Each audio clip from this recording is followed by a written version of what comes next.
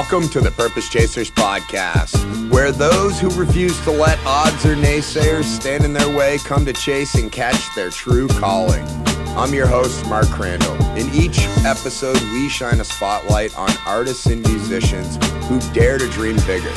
You'll hear the real-world tactical moves these Purpose Chasers have taken to carve out their legacies, and I'll break down the marketing strategies you can swipe and implement today.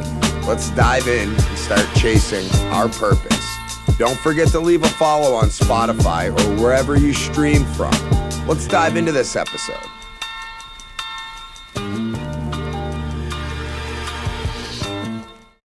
Welcome back, Purpose Chasers, to this episode of the Purpose Chasers podcast. I don't know what happened. I was trying to figure it out.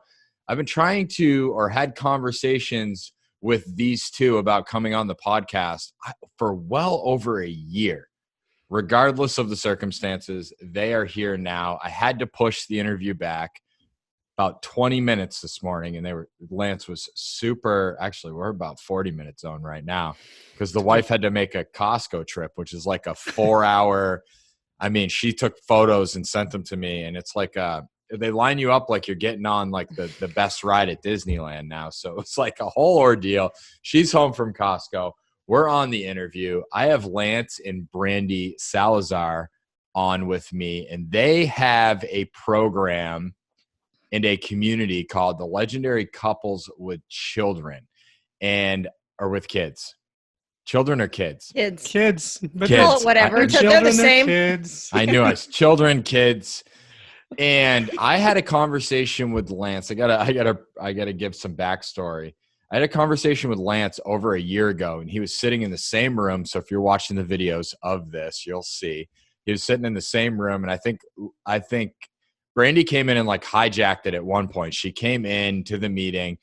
Lance was in there, and I kept hearing like this squawking. I'm like, bro, what is that? He's like, oh, it's the chickens. And like one of the things that they did with their children was they started raising chickens. And I hit Lance up last night. I don't know where this interview is going to go. I hit him up last night. They're both hustlers. And I asked something that I myself have been struggling with, and I know you Purpose Chasers have been struggling with. Those of you that are in relationship with another individual that is heart-centered and driven, I wanted to know from you two, I'm just kind of preempting the interview, what that looks like and how to get into a flow state. And we're in a weird time right now with COVID-19 where that's become even more difficult. Maybe we'll highlight some stuff that we didn't know that we were going to highlight. But before we begin, thank you two for coming on. This is the new season of the Purpose Chasers podcast. There's been 3 iterations now. Season 1 was me not knowing what I was doing, trying to get higher and higher level guests, because I thought the higher the level the guest, the more people would listen because they would share it out. I realized that higher they are, the less likely they are to share anything out, right? And then my ego got engaged and I stopped because I really didn't care about the people that I had on. And if I didn't care about hearing what they had to say, I know that you Purpose Chasers listening didn't care. And so I paused, and then season 2 was like the comeback, and I dropped it with Hal's interview, and that was like the heart-centered, and I started getting into content creation. And now I'm finding out that my community wants to learn about business and families. And one thing that just came up on the Purpose Chasers Academy call this last Sunday was, how do you shut down? How do you stop, get away, set the phone down, put the notifications off, and go spend time with your family when you have a brain that's constantly just like, oh, we should do this, and no, you should do this, and build this funnel, Mark, and oh my God, launch this, and this is going to be great, and you're going to change the world. And just like, dude, shut up in there. So very, very excited to have you two on. Thank you for making time to speak to and share your insights with the Purpose Chasers community. Thanks for having us. Yeah, thanks for having us, Mark. I mean, I think the question, you could kind of answer this in a couple of ways, but, I do want to highlight, that Brandy and I have this project together, Legendary Couples with Kids, as well as, we have kids there. We have two daughters. They are almost 9 and 12. Actually, their birthdays are one day apart. So in July, on one day, one will turn 12, and the next day, the next one will turn 9, as well as, we have this project together. So the idea around shutting down is something, that we have to do intentionally and often as a couple, especially right now in these times when we have them at home. I can't tell you how many conversations Brandy and I have around, are we being really terrible parents right now, since we're letting them just play video games, or how do we shut this down so that we have the intentional time with them? But like Brandy just said, it's very intentional. Right. And, this is a season that's different than any other season any of us have been in, especially, people with kids. Right. And so when this whole thing started, there was a little bit of a honeymoon phase, where it was like, oh, this feels nice. We're like getting a good deep breath. Right. And then it was like, it all kind of hit us at once. And, we do this for a living. We help couples communicate. We help couples create systems and intentionality around being parents and in relationship with each other. Right. And we struggled. Lance and I had a couple of really good, solid arguments after the first couple of weeks. And so I'd like to start by saying that if you're struggling, welcome. Like this isn't an easy time for any of us. Even if you are a homeschool family, guess what we get to do? We get to go to parks. We get to go to museums. We get to get out of the house and not have to be in each other's armpits all day long, So it's just a really bizarro time. There's also all the pressure of, okay, what's going to happen? When is it going to be back to normal? Is there a normal? Is there?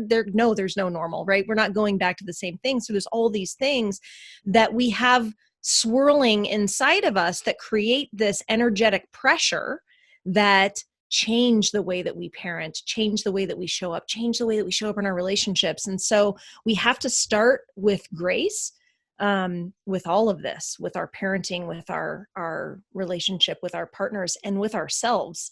And so when it comes to intentionality, the first thing you have to do is put your oxygen mask on and take care of yourself. That's number one. It's crazy. So you made me feel better, and there was some grace that came in for me when Lance, you started this and you said it's intentional.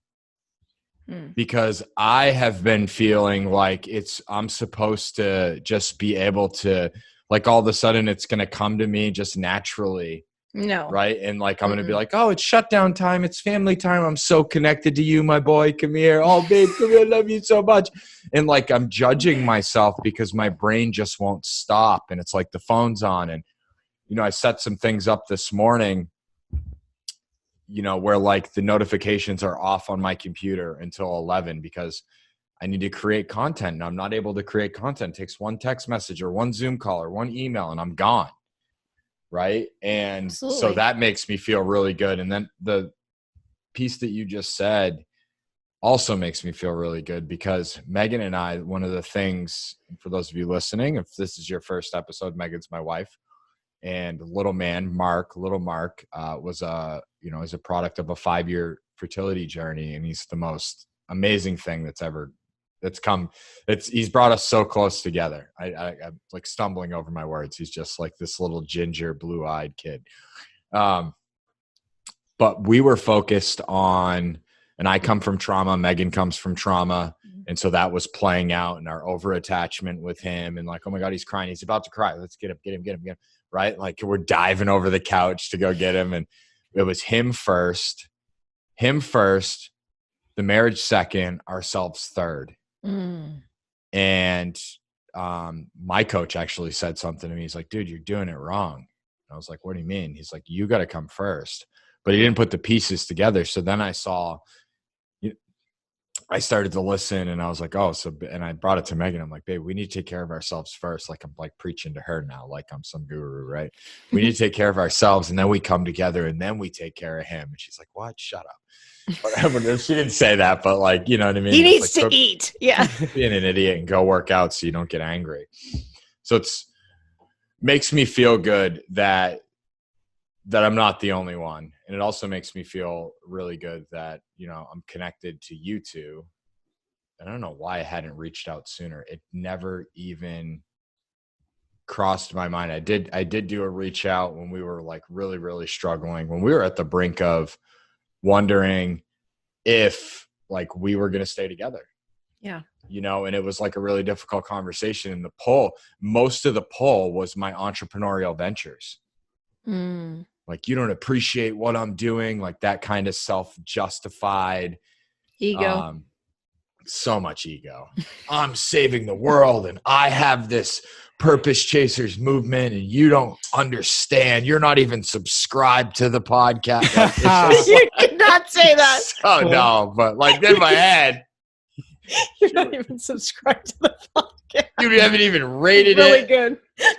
Well, you know, you bring up a really valid point. I actually, what you're talking about brings up two ideas. I'll start with the one going back to the idea of intention. And what's funny about the time we're into right now, Mark, is the paradox of us being in this COVID situation where we're at home more, have a little more freedom, is I think getting people to think that they can be more loosey-goosey about their schedules, more about checking in with their spouse or their kids. You know, it's like, oh. Or taking care of themselves. Or they're taking care of themselves, like Brandy said. It's like, oh, I'll get to it when I get to it. I've got all this time. But what's funny is that you actually, not ha-ha funny, but interesting, is that you really actually need to be more intentional about your calendar, about taking care of yourself, yes, about checking in. I just talked to about, I had a group of guys I spoke to early this morning about communication and intention. That's why it's funny you're bringing it up. And it's like, dude, you guys need to be actually checking in more now probably than. And put it on the calendar. And put it on the calendar than you were before, right? Because I think the idea is like, oh, I'm around my spouse or my kids all day long. I don't need to check in with them because we're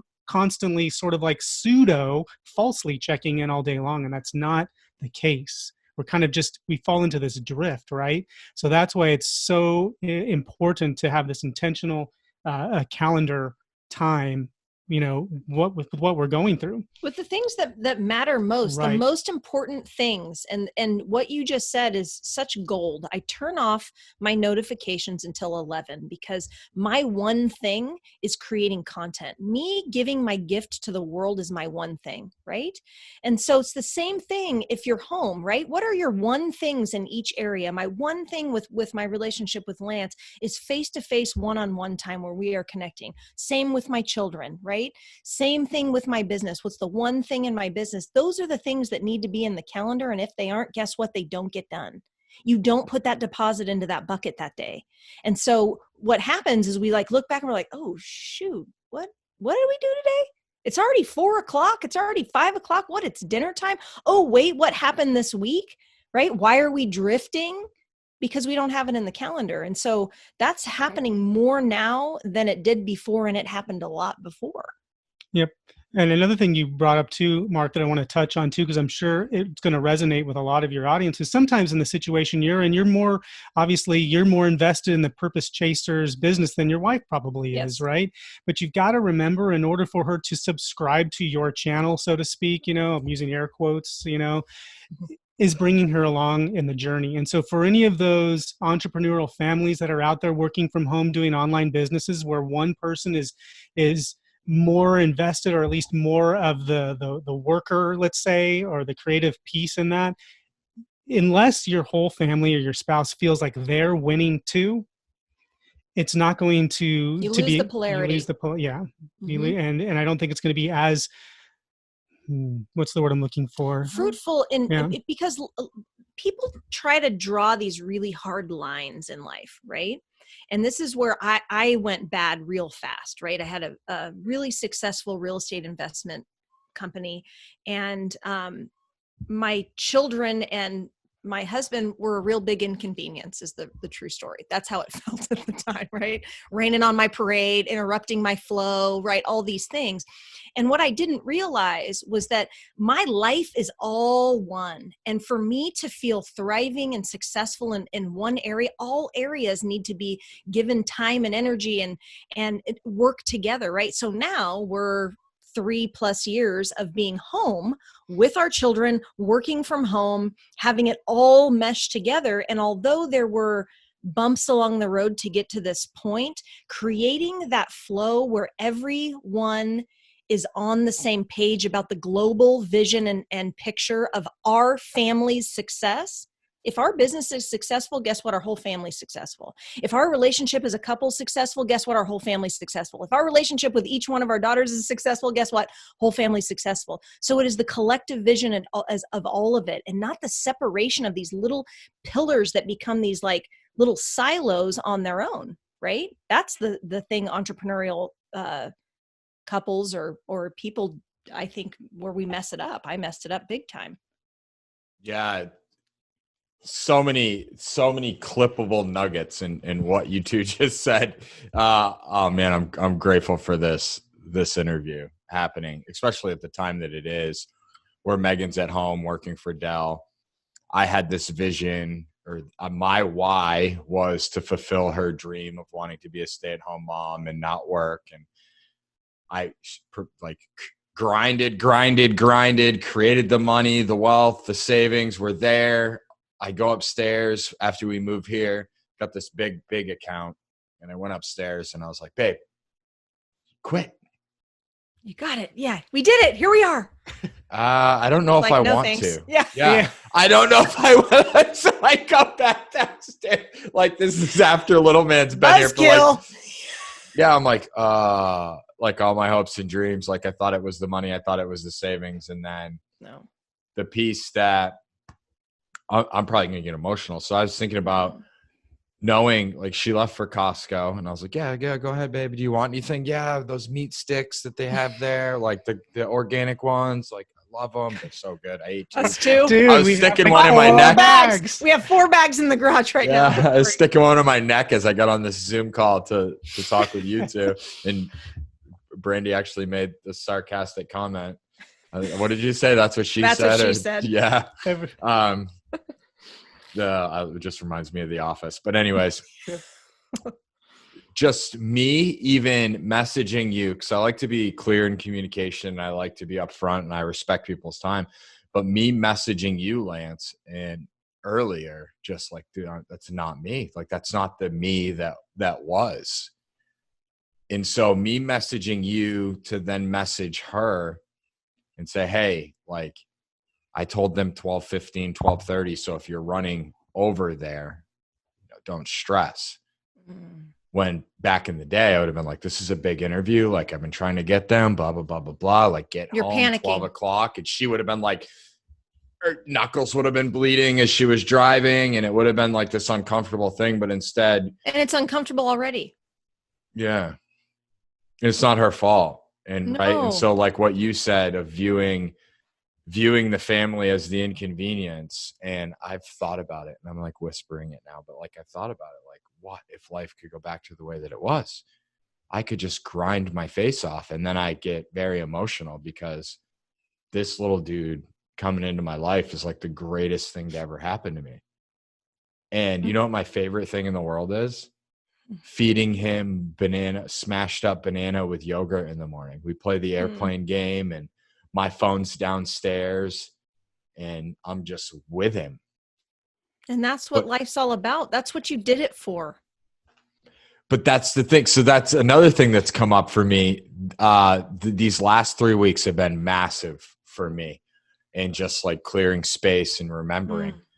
And I was on a live call with the Purpose Chasers community inside the Facebook group. And I was doing a live call. Megan came downstairs, and they love like when little man does a cameo appearance. Right. And so she comes down with him, and I was like, all right, guys, you got her. And I've been dying to get her on the podcast, right? Or like to do anything in the community. She won't. So she comes on video, which is new. And she's like, oh, wow, there's a lot of people watching. Right. And I'm like, yeah, guys, ask her any question you want, anything. She'll answer it. So she's down here. You know what they asked her? What's the one downside of being married to Mark? And she goes, sometimes he works 60 or 80 hours a week and he thinks he's working 20. And I like, it crushed me. And I, sat the next morning in meditation and I did my miracle morning, and I'm like, shit, launched out to be an entrepreneur so that I could have 3-day weekends whenever I wanted. Now it's like, it's freedom. Now I'm doing 14 hours on Sunday, which used to be my bass fishing day. Like, what the hell happened? Mm-hmm. Same. Yeah. Bass right fishing? Here.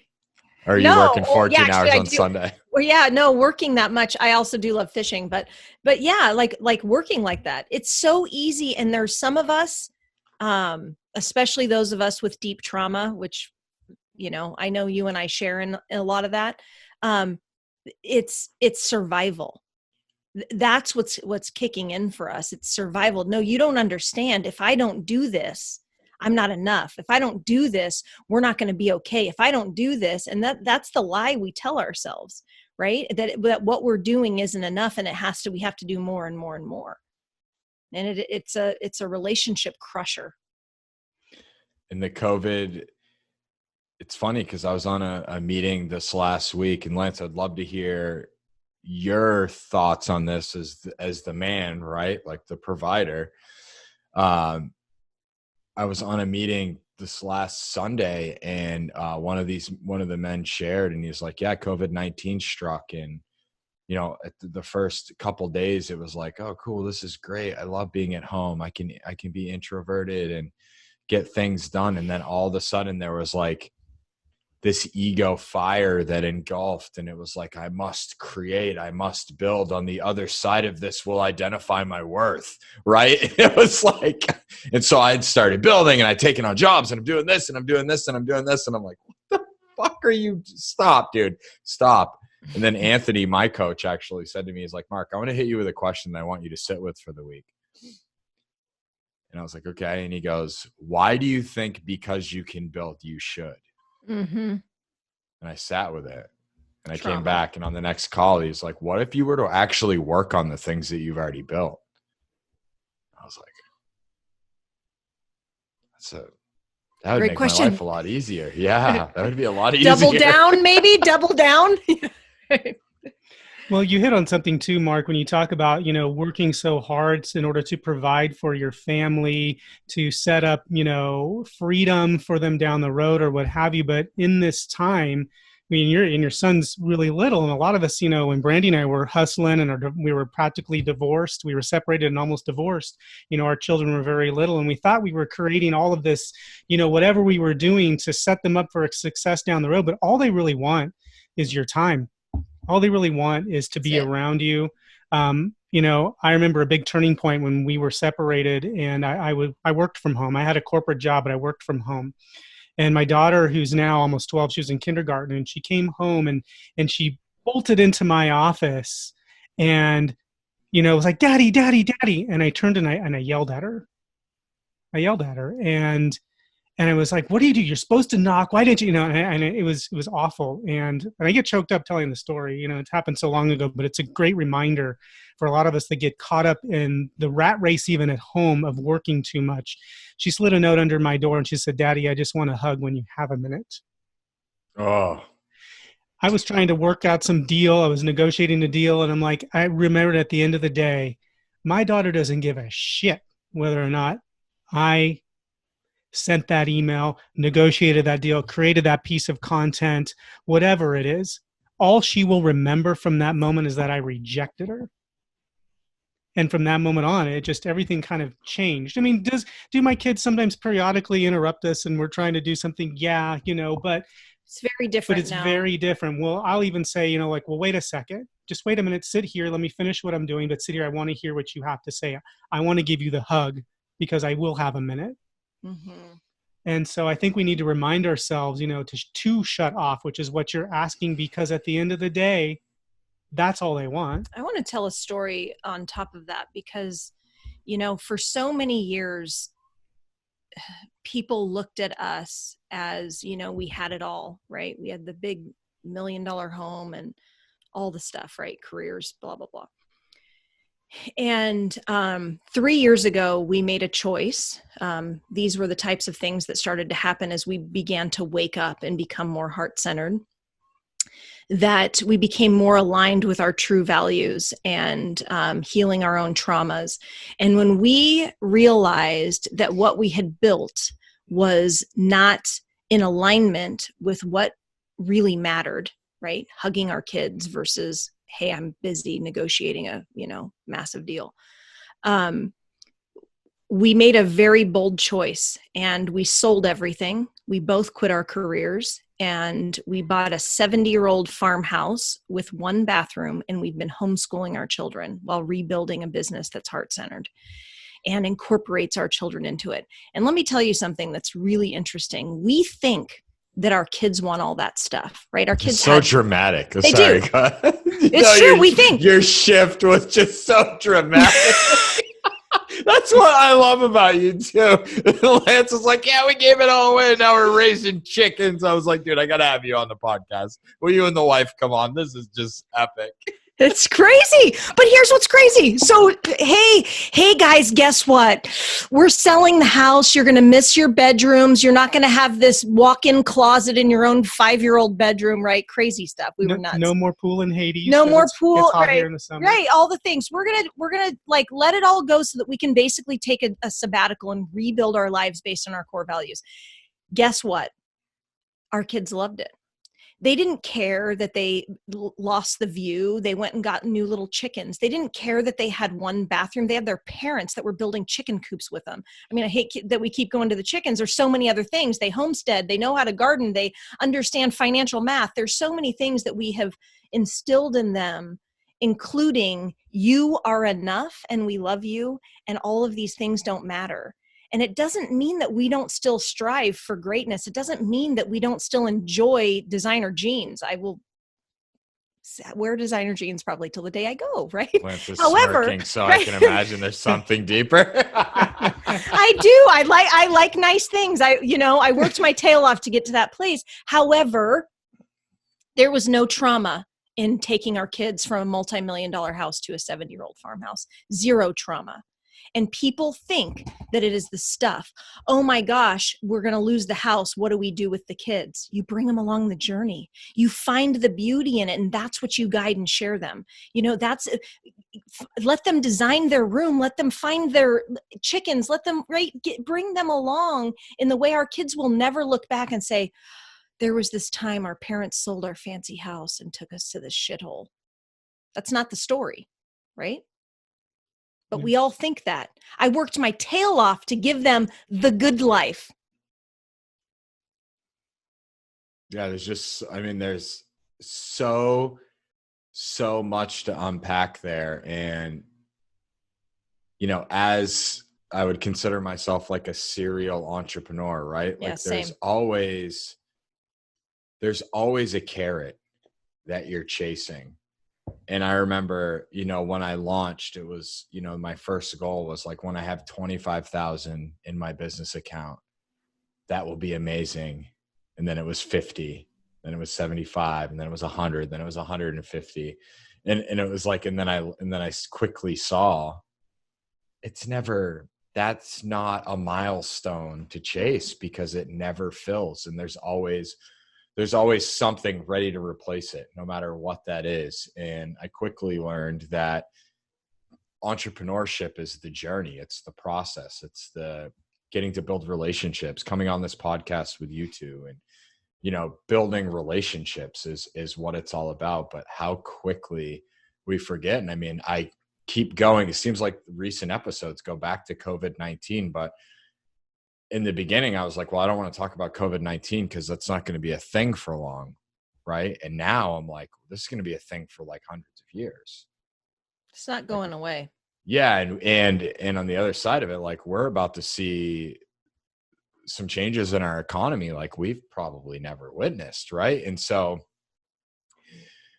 a new thought feeling has cropped up in me.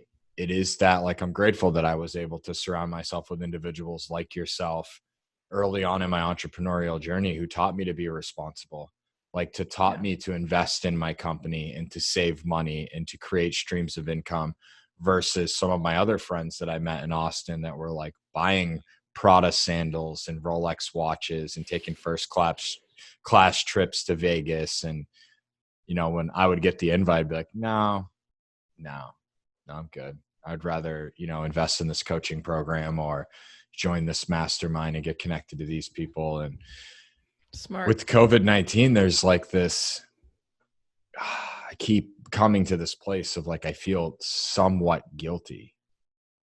And the guilt is coming from what's happening to a lot of people that haven't had access to the individuals and the resources that I have to create the financial security. Like, our lives have not changed other than 4-hour trips to Costco, which I was joking with Lance about, right? Like, it hasn't changed. Our money's still increasing. Our business is still growing. We have more free time. So I started to think about it. And as I was thinking about it, I was talking to a friend of mine, and he was like, well, what are you doing to contribute funds? I was like, well, I said, well, what we're doing is we're paying for like the sitter. We're still paying Tammy, who watches little man. She hasn't watched him in 7 weeks. She's still getting paid. We're paying for our hair appointments. We're treating COVID-19 as if like the world is still turning, because individuals that rely on services. And so I really sat with it, and I was still feeling guilty. And then my friend was like, Mark, do you realize that most of the world is not doing that? Most of the world's gone into scarcity mindset, and they're like just trying to hoard every penny just in case the apocalypse comes. And I think I was joking with Lance about this when we finally got the date booked. I was like, oh yeah, something my grandfather used to say is, when the world is ending, you better make sure you have a lot of ammunition and chickens, right? Because that is, you don't even need guns. Like, you'll be able to trade ammo and chickens for anything. And I was joking, and I was thinking about this interview, and I was like, well, these guys are set. This is crazy. How did you two go from divorce or near divorce and separation to selling your multi-million-dollar home, stepping out of your very successful real estate business, which I'm guessing, I being on this call with you, I can see like this boss chick, like ego was attached to that shit, right? Major, like, yeah. Oh yeah, I can see it, and I get it. I get it personally, right? So you step out of that, you go take a sabbatical. How do you get to the point where you're co-authoring one of the books in the Miracle Morning series and launching, this program to work with couples, like experiencing what my wife and I were, right? Like, how do you go from there to here? And then, I'll ask the follow-up question after I get this. Well, it started before we moved. We jumped on this journey before we decided to move. It was the journey that got us to the point of moving. Yeah, that's a loaded question. I don't think we necessarily initially had a plan other than so we were separated almost. I like you guys enough to throw you a softball. So. Yeah. So, I will say that one of the instigators to us deciding to separate in the first place, and this is an important piece we talk about quite a bit, was for our kids. Yes. Because we get the question a lot, well, didn't you decide to stay together for the kids? And we're like, no, we're separating for the kids. Because what was important to us was that they were witness to a relationship that was thriving, a marriage that was what we, wanted them to have. To have. And we were looking at each other going, this is not the marriage we want them to have. No. So it's time to separate. It's time to not be together, because if we can create new relationships that are thriving and flourishing, then that's the model we want them to see and be witness to, so that they choose partners down the road. Now, what Brandy and I essentially decided to do, and you can, jump in and correct me if I'm wrong, but we decided to not initially just get divorced. We gave ourselves like a period of time, I think it was like 90 days or something like that, to work on ourselves. We realized that what I realized was that I didn't like me. I was depressed. I didn't like where I was in my career, let's say. I felt like I had lost a lot of who I was, not because of the marriage. My mojo. Yeah, there you go. I didn't have mojo anymore. And so each one of us, if you were to ask us individually, we'd have a different story about our own growth journeys. But essentially, we both went on our own personal growth journey. We called it putting our marriage on the shelf. Yeah. We decided to sort of keep the lights on. The kids would be fed. We'd make sure they needed to get to where they needed to go. Life's basics. Life's basics. But decided not to work on the intimacy between the two of us. We didn't put the pressure of hugging, kissing, having sex, or anything like that. You should do this for me. I should do that for you. No. Radical personal growth journey. Yes. And and those journeys were different for the two of us, but essentially we came back to saying, wait a second, you're starting to grow into the person you love. Like I started to like myself. Brandy started to like herself more, and not from a place of ego. And we decided to say, wait a second, we like each other. But instead of falling into complacency, we said, we've got to do something different. Because even though our marriage was on the brink of divorce, we had moments of it being good and then bad, and then good and then bad, or actually okay and bad. And I remember having this defeatist mentality of like, well, Brandy actually likes me right now. I wonder when it's going to be shitty again. That was my mentality.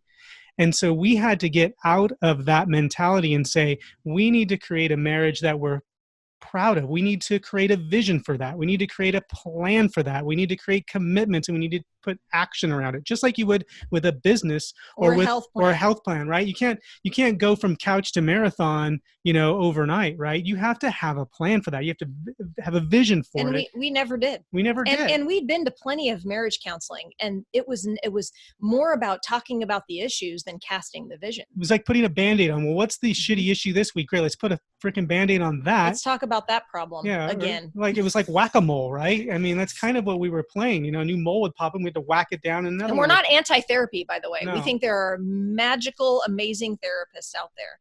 So as he's going on this journey, right? They're unicorns, though. As a therapist myself, they're unicorns. They are, yes. And as a child that started in therapy at age 12, right? Like I've seen my fair share, and I will tell you that there are some of them that potentially saved my life. And so I am a big advocate for therapy. I'm a big advocate for coaching, all of the things. But if what you're doing is focusing on the negative and focusing on the problems, and you're not casting a vision to the future, you got to make a shift, because we have to be moving forward. So for me, I had an ego bigger than our fancy house. And that was, for both of us, what we were experiencing, where we were living out our traumas. We were living out our childhood shortcomings, our abandonment, whatever it may be. And I had gotten to a place where I had really proven, I was homeless at 15 years old. And so at this stage, now I've proved myself to the world. And so I'm sitting there and I'm like, I've proved myself to the world. Why am I not happy?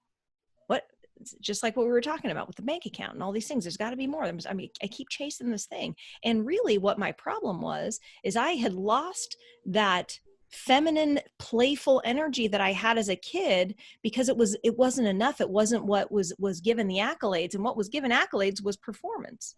It was success. It was the numbers. It was the fancy things and all that stuff. And then when I finally got to a place where I saw, wait a minute, I'm not enjoying life as a mom, and God gifted me these two beautiful children.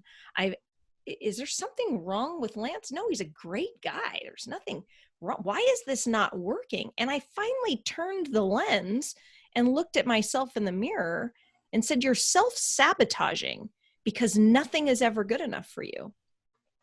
And you're trying to find love everywhere except for inside yourself. And I had to learn to fall in love with myself for very different reasons than Lance, but that was the first step for both of us.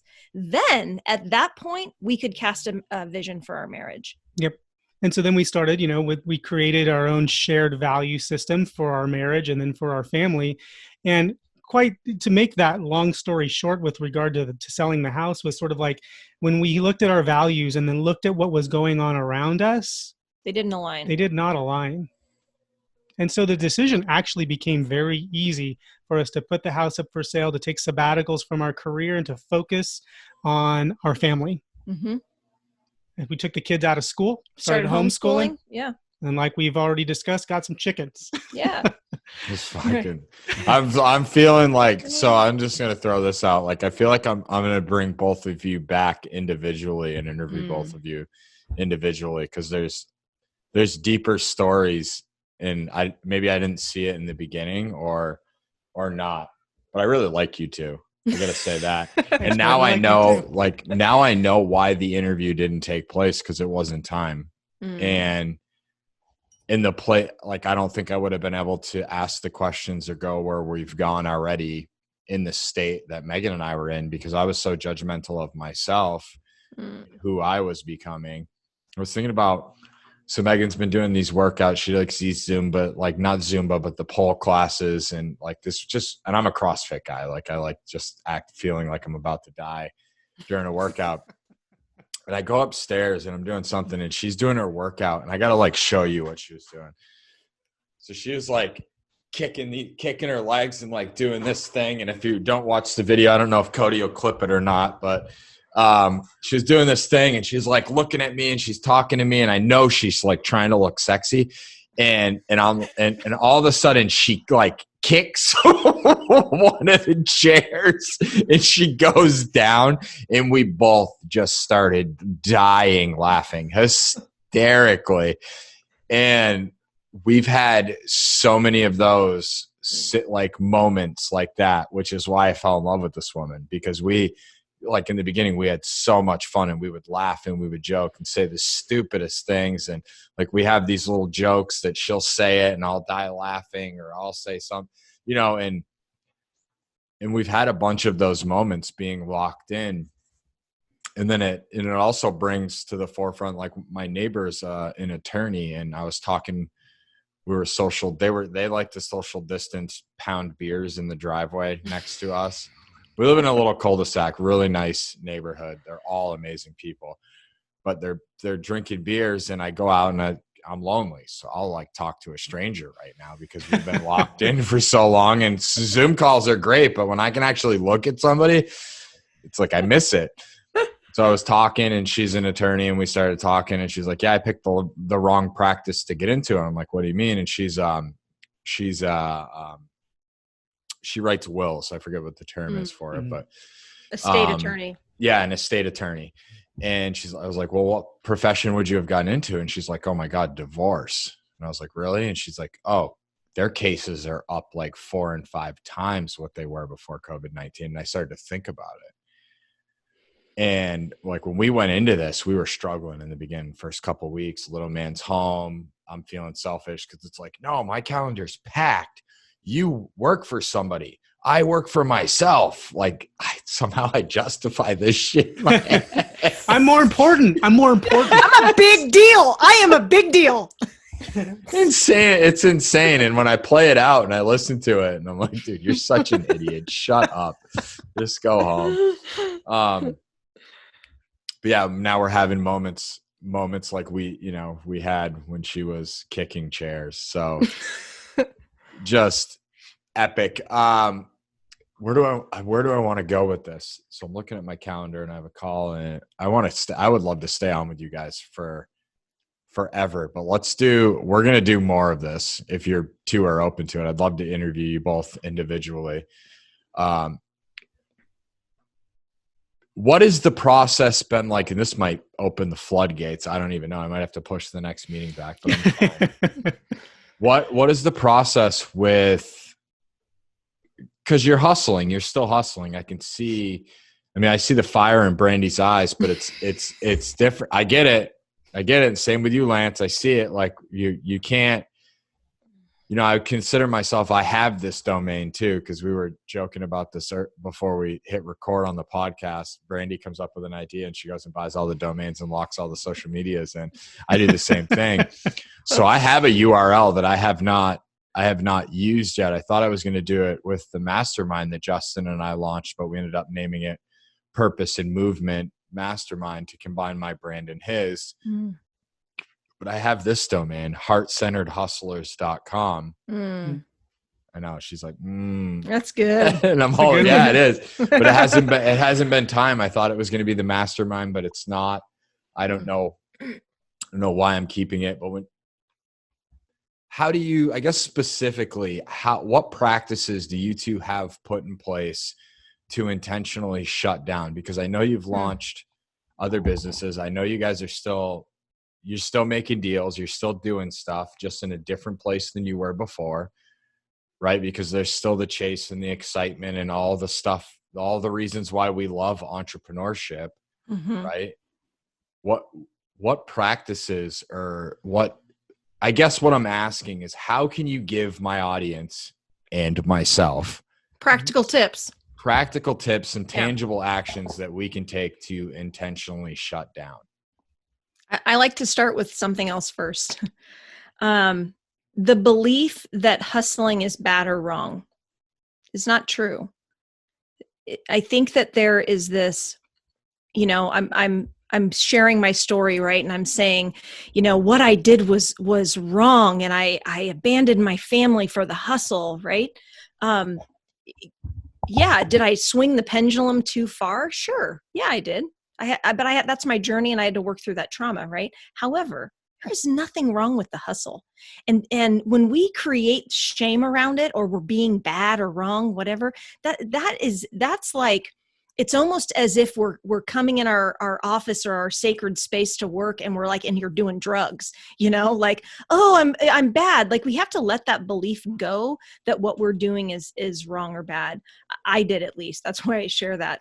But as far as like practical tips, when we've worked out to the best that we can at this place in the journey, the balance and the vision that we have for our lives, that these are the things that matter to me right now, right? These are my values. My values are health. My values are my family, my husband, my kids, my business. If this is the pieces of the pie, right? Think about like old school coaching, where you like did the pie and then you saw the wheel that wasn't right? The life wheel. You think about that, and you think about, okay, I have 24 hours in a day. I've got 7 days in a week. I mean, super practical, just like you would with business and lead gen. What am I giving my pie to? And where are the lines? What is Brian Johnson calls them? Bright lines. Yeah. Where are the bright lines? Okay. So if the bright line is, well, my wife's at Costco, I'm with little man, there's a bright line right there. I know that's where I shut it off.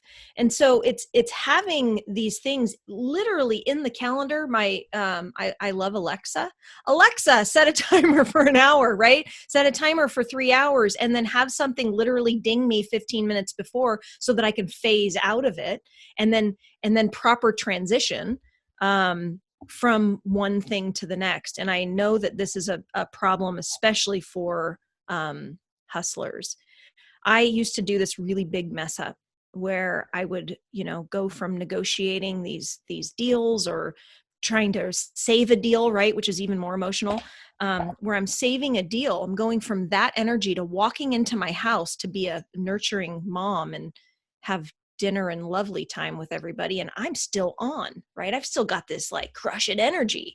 Well, guess what? My family evening would like fall apart, right? And I'm like, I don't understand why everybody's not, this isn't working. Everything just feels so tense, right? Well, you're tense. And so properly transitioning from one thing to a next. And so identifying which role you have from each one of these things, right? So let me give you an example. Right now, I'm in here on a podcast. We're in flow, right? We're going, I'm in my masculine, get it done energy. Well, what happens if right after this, I go and hang out with my kids and I bring that energy to them? They're going to be like, whoa, mom. So intense, man. So intense. Dial it down. Yeah, right. We're just in here playing Barbies, whatever. My kids don't play Barbies. So you get it, right? We're just in here hanging out. Why are you so intense? How do I transition from this into that mode? And so first and foremost, I have to understand what energy this requires for me to be at my best, and what energy that requires for me to be at my best. What am I? Who am I when I walk into that room with my kids, right? I'm nurturing, I'm present, I'm attentive, I'm in it with them. And so for me, I need some sort of like trigger. I need a song. I need to drop into a breath work and good memories, or my list of energy that I want to bring into being a mom. And I have to pause and properly transition until I go in there. Because if I just bring that energy, I might as well just stay in my office, right? and coupled with what Brandy's tips from an energetic perspective, she talked about bright lines, is really just a matter of discipline as well in setting that time. Like, I'm going to be done at, let's just say 3 p.m. I don't know, where I'm going to spend time with my kids and drop into that energy of hanging out with my kids. Well, the important part is, telling your kids, if you have kids that understand time, you can tell them at 3 o'clock, mommy, daddy, is going to be done with what we're doing, and we're going to have fun time together with whatever it is you guys play decide to badminton, do, so that they look forward to it. You actually have the discipline of shutting down and doing that, because I'll tell you what, when you do that, you will establish more trust with your children by actually doing what you say. More grace from them. More grace from them, and doing I can hear what you it now. say you're going Daddy, to do. it's 3 o'clock. You said you were going to be done. I know, but give me a minute. Okay, but that happens. I'm glad you brought that up. I was just going to say, so I have had more clients right now than I have in a long time. I stopped coaching last year, and then I've started coaching again because of COVID. People need support during this time. Marriages, right? Women being home with their kids, all the stuff.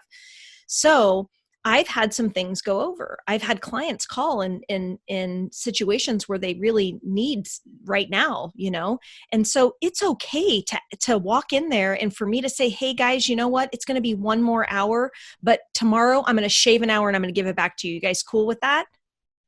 Right? It's communication.